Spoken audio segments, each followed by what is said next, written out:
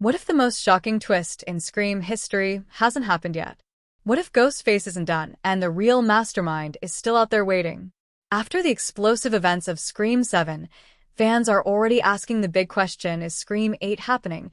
And if it does, what could possibly justify another chapter in a franchise that just delivered what felt like a full-circle ending?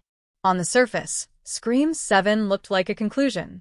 Sidney Prescott returned to reclaim her place at the heart of the story, bringing emotional closure and symbolically passing the torch to the next generation. It felt complete. It felt final.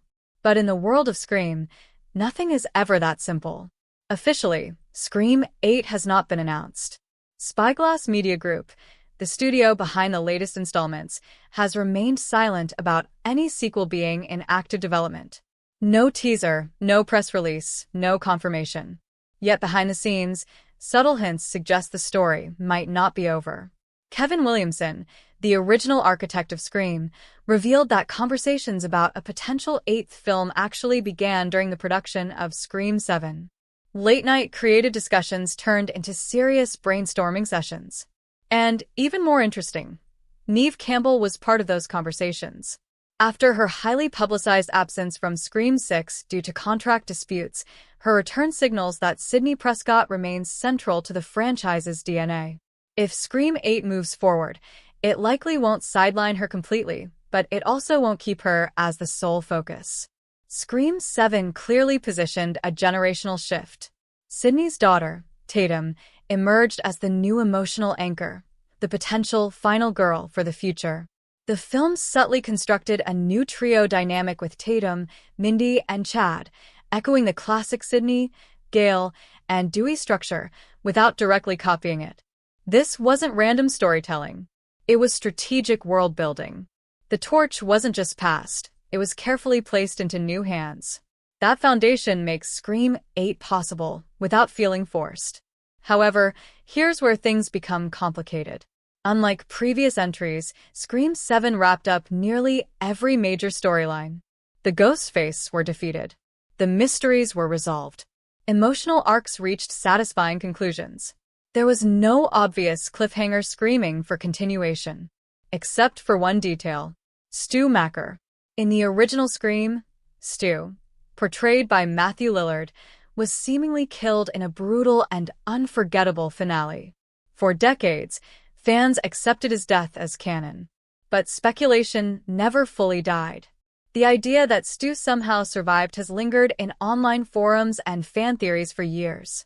And then Scream 7 did something very deliberate. It revealed that official documentation confirming Stu's death was mysteriously missing. That's not a coincidence. In storytelling, missing paperwork is never accidental. It's a planted seed. Even more intriguing, Scream 7 recreated Stu using AI deepfake technology, not just as a nostalgic callback, but as a reminder. Almost like testing audience reaction. Almost like asking, "Are you ready for this?" If Scream 8 wanted a hook powerful enough to justify its existence, revealing Stu as secretly alive would instantly become the most shocking twist in franchise history. It would tie the modern saga directly back to 1996, connecting Sidney's past trauma to her daughter's future danger. It would transform the generational handoff into something darker, a cycle that never truly ended. But there's a risk. The Scream franchise has always balanced clever meta-commentary with grounded plausibility. Bringing Stu back physically could either feel genius or ridiculous. Horror fans love bold twists, but they also value internal logic. If handled poorly, it could undermine the emotional weight of the original film. Yet, if handled correctly, with psychological depth and a believable explanation, it could elevate Scream 8 into something unforgettable. And then there's the business side. The future of Scream 8 ultimately depends on box office performance and audience demand. Studios respond to numbers. If Scream 7 performs strongly, the green light becomes almost inevitable. Horror franchises thrive on longevity, and Scream has proven its ability to reinvent itself while honoring its legacy. The question isn't just whether Scream 8 will happen. It's whether it can evolve without repeating itself. Imagine a scenario where Sidney steps into a mentor role, guiding Tatum while confronting unresolved trauma from her past. Imagine a Ghostface who isn't just copying old motives but reshaping them. Or imagine the ultimate shock, a living Stu Macher orchestrating chaos from the shadows, turning nostalgia into nightmare fuel. That's the kind of narrative risk that could redefine the franchise once again. Right now, Scream 8 exists in a space of possibility. Not confirmed, not denied, just waiting.